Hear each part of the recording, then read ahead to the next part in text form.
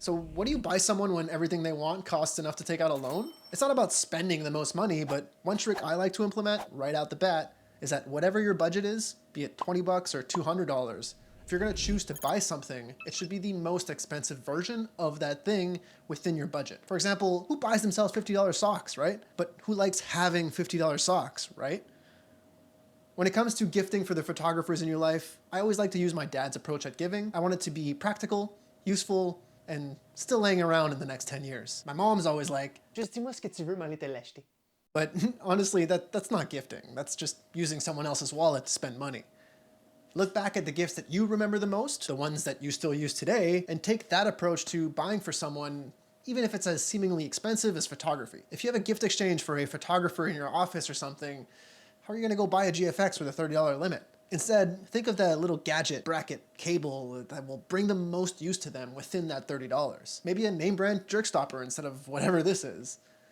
Using this logic, I've listed out 12 different options at a variety of price points, so hopefully you can find something exciting that will really help the ones that you're gifting. Let's get into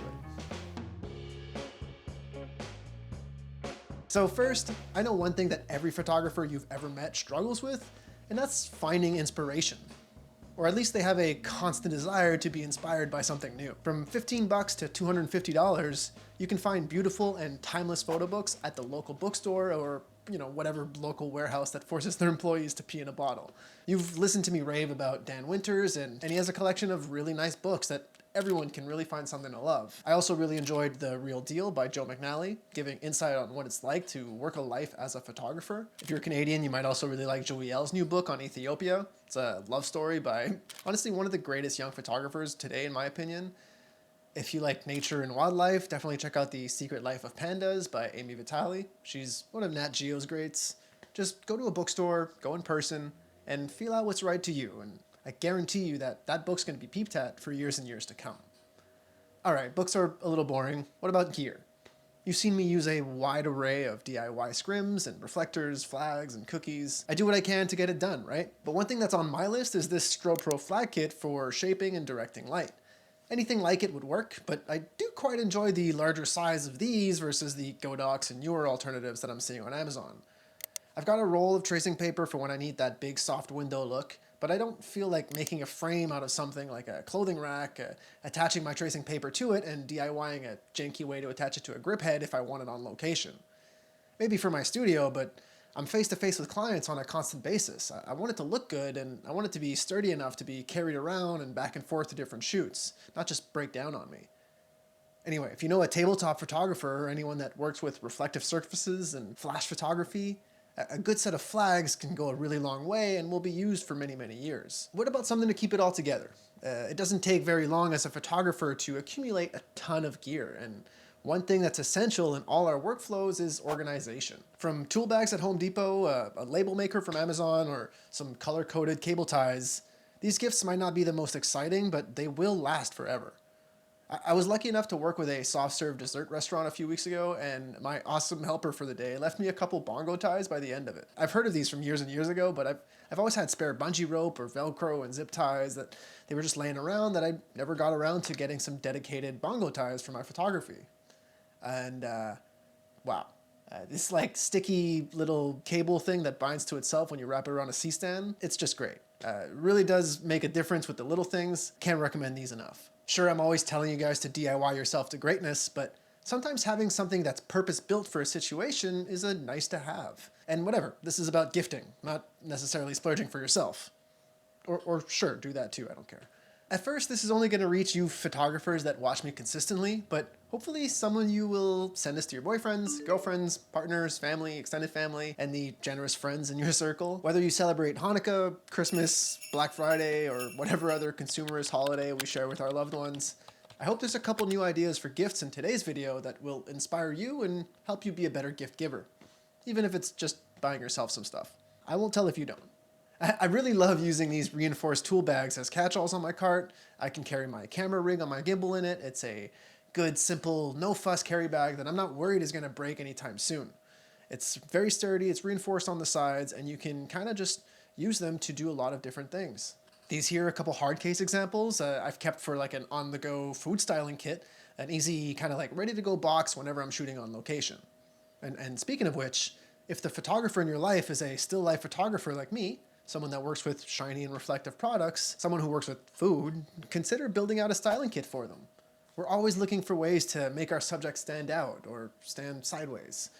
So we'll need things like fishing wire to make it float, and acrylic rods for precision and ease of retouching, Alka-Seltzer for fake soda, and glycerin for fake condensation. I use these matte and clear lacquer sprays for prepping my bottles and silverware and things like that, so gloves are essential too. I use tweezers, pliers, scissors, and razor blades for food styling, and a couple little spray bottles go a long way too. I've even used my fog machine for the first time in a while recently, but it was a super cheap and still a relatively consistently used piece of gear for me and my workflow as well, at least in the last couple years. The majority of my photography equipment is not photography equipment per se. But when it comes to more dedicated photo stuff like bags, it can get pretty darn expensive. Companies love a niche community. It's very profitable. So when it comes to camera bags specifically, you might be more interested in a regular non-camera branded backpack with camera inserts for your photography equipment. A combo like this Dakine Mission Street Pack and any of the camera bag inserts on B&H seem like they would do the trick. I'm a big Low Pro and Think Tank fan. Their stuff has always kept its shape and its structure on me. And there's also a couple Peak Design options there that I've heard good things about as well. I like the Street Mission Pack specifically though because it comes with these skateboard straps, which obviously you guys know why I like that, but also the fact that you can strap in stands and tripods around the Velcro straps for a really all-in-one solution. Camera bags and camera shops are easily a $300 to $500 purchase, so buying a bag and an insert instead is a great way to maximize the quality of what matters, which is the protection of your gear. Photographers have stuff, and the photographers in your life need to carry it around. Get them a nice bag. I'm curious too, if you're a photographer watching this right now, what bag or bags do you use to lug around your gear? I'm always looking for new options. One of the smallest, most seemingly insignificant pieces of gear I've ever gotten myself that really catapulted my career into a specific direction for at least a couple years was a set of gels. Learning Flash opens up your eyes to a whole new world of photography, and gels just do that same thing once again. Being able to transform any boring room into an 80s hair metal concert was all the excitement I was looking for in these $20 pieces of plastic. You can go name brand and get some gels for high heat and color accuracy, but either way, the photographer in your life is going to have a bunch of fun just experimenting with basically color grading in real life. If your camera lover is more on the precision side of things, maybe consider a name brand color checker if you have that 100 bones to spend. Look, I've always been too cheap to get the real one, but a little hard case booklet makes it easy to never break, and I've noticed even on my little paper color checkers, even brand new, when I hover my eyedropper tool over the neutral gray, the values of RGB are a little bit different across the square. So the printer isn't really as precise as it should be. I'm not saying that problem doesn't exist with the spider color stuff, but I would assume it doesn't. So get them the gift of color. Or maybe the gift of time? If they spend a bunch of time on YouTube learning every day, how about a family subscription to YouTube Premium? I know it's a little silly, but for $20, the two of you get uninterrupted videos of me and more time to get back to yourselves. When it comes to membership style things, I would always recommend to offer paying for software, even if it's only for a couple months. Capture One is hands down the most powerful photo culling software out there. And even at under $1 a day, it's still hard to justify when Adobe is also costing us $50 a month. So tying on additional software really gets expensive, real fast. From Dropbox to YouTube Premium, DaVinci Resolve, or iCloud, there's always software you can help us out with. And lastly, here's a couple quick-fire items to round us out. I know this one is maybe a little silly, and I say that because I used to think it was a little silly, but I want a cup holder for my tether station. I've always been dumbfounded that Tether Tools would sell a piece of plastic to put your coffee in for $80, but after not having one for the last 8 years, I can see how it would be worth it just in the amount of coffees that I've forgotten somewhere and left go cold. I never want to put my drink on the same table as my open laptop anyway, so I never have a place to hold my drink. No bueno. When I was starting out, I had my eye on those little keyboard covers for Lightroom and Photoshop.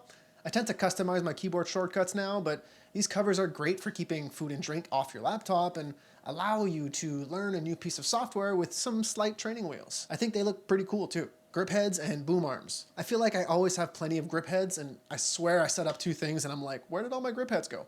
Magic arms, super clamps, medium clamps, tiny clips. We have a never-ending need for them in all shapes, all sizes. We don't discriminate. So thanks for sticking around, guys. If this helps you out at all, maybe consider leaving a like on your way out, and I'll see you guys next week. Peace.